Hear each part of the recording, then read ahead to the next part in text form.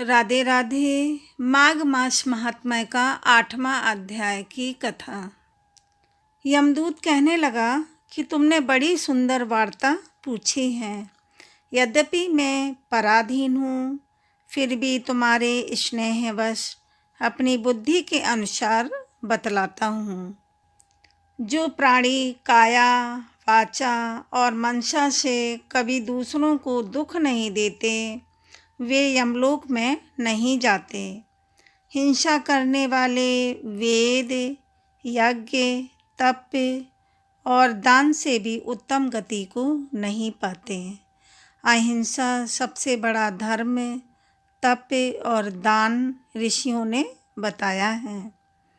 जो मनुष्य जल या पृथ्वी पर रहने वाले जीवों को अपने भोजन के लिए मारते हैं, वे कालसूत्र नामक नरक में पड़ते हैं और वहाँ पर अपना मांस खाते हैं और रक्त पीप पान करते हैं तथा पीप की कीच में उनको कीड़े काटते हैं। हिंसक, जन्मांध, काने कुबड़े, लूले, लंगड़े, दरिद्र और अंगहीन होते हैं। इस कारण इस लोक तथा परलोक में सुख की इच्छा करने वाले को काया, वाचा तथा मन में दूसरों का द्रोह नहीं करना चाहिए। जो हिंसा नहीं करते, उनको किसी प्रकार का भय नहीं होता है। जिस तरह सीधी और टेढ़ी दोनों प्रकार की बहने वाली नदियाँ समुद्र में मिल जाती हैं, वैसे ही सब धर्म अहिंसा में प्रवेश कर जाते हैं। ब्रह्मचारी, गृहस्थ, वानप्रस्थी तथा यति सभी अपने अपने धर्म का पालन करने और जितेंद्रिय रहने से ब्रह्मलोक को प्राप्त करते हैं। जो जलाशय आदि बनाते हैं और सदैव 5 यज्ञ करते हैं, वे यमपुरी में नहीं जाते।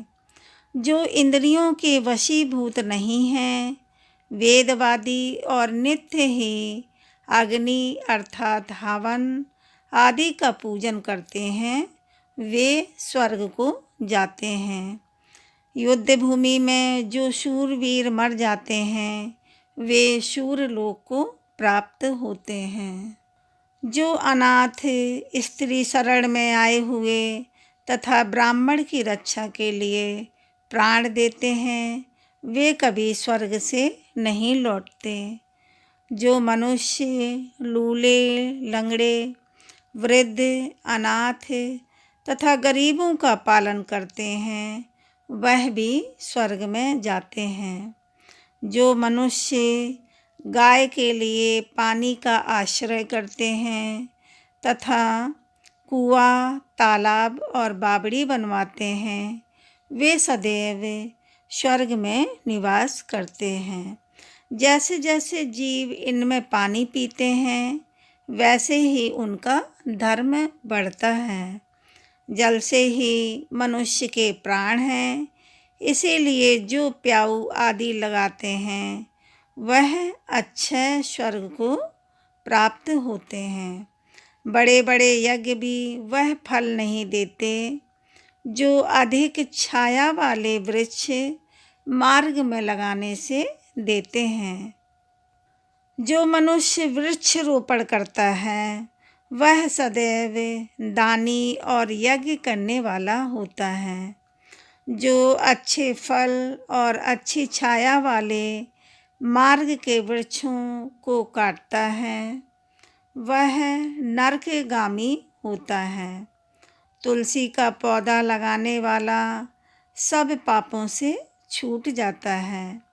जिस घर में तुलसी वन है, वह घर तीर्थ के समान होता है और उस घर में कभी यमदूत नहीं जाते। तुलसी की सुगंध से पितरों का चित्त आनंदित हो जाता है और वे विमान में बैठकर विष्णु लोक को जाते हैं। नर्मदा नदी का दर्शन, गंगा का स्नान और तुलसी दल का स्पर्श, यह सब बराबर बराबर फल देने वाले हैं। हर एक द्वादशी को ब्रह्मा जी भी तुलसी का पूजन करते हैं। रत्न, सोना, फूल तथा मोती की माला के दान का इतना पुण्य नहीं जितना तुलसी की माला के दान का है। जो फल आम के 1000 और पीपल के 100 वृक्षों को लगाने से होता है, वह तुलसी के एक पौधे के लगाने से होता है। पुष्कर आदि तीर्थ, गंगा नदी, वासुदेव आदि देवता सभी तुलसी में वास करते हैं। जो एक बार, 2 या 3 बार रेवा नदी से उत्पन्न शिव मूर्ति की पूजा करता है अथवा स्फटिक रत्न के पत्थर से निकले हुए तीर्थ में पर्वत या वन में रखी हुई शिव की मूर्ति की पूजा करता है और सदैव ओम नमः शिवाय मंत्र का जाप करता है, श्री शिवाय नमस्तुभ्यम मंत्र का जाप करता है, यमलोक की कथा भी नहीं सुनता। यमलोक की कथा भी नहीं सुनता। प्रसंग, शत्रुता, अभिमान से शिव पूजा के समान पापों को नष्ट करने वाला तथा कीर्ति देने वाला 3 लोक में और कोई काम नहीं है। जो शिवालय स्थापित करते हैं वे शिवलोक में जाते हैं। ब्रह्मा, विष्णु तथा शिव का मंदिर बनाकर मनुष्य वैकुंठवासी होता है। जो भगवान की पूजा के लिए फूलों का बाग लगाते हैं वे धन्य हैं। जो माता पिता, देवता और अतिथियों का सदैव पूजन करते हैं वे ब्रह्मलोक को प्राप्त होते हैं। माघ मास महात्म्य का 8वां अध्याय समाप्त हुआ। वीडियो को लाइक, शेयर, सब्सक्राइब करें, शेयर करें। धन्यवाद। बोलो विष्णु भगवान लक्ष्मी माता की जय। भोले बाबा माता पार्वती मैया की जय।